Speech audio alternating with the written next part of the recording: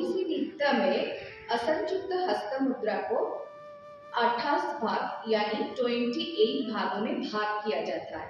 यथा पताका, त्रिपताका, अर्धपताका, कर्तरीमुख, मयूर, अर्धचंद्र, अरर, शुकतुंड, मुष्टि, शिखर,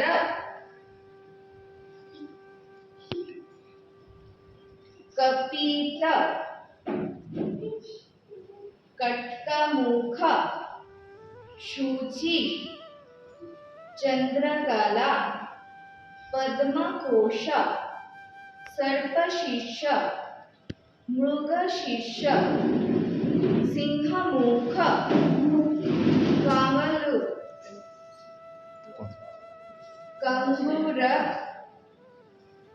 अलपद्म, चतुर, भ्रमर, हंसश्, हंसपक्ष, समदश, मुकुल, ताम्रचूर, त्रिशूल।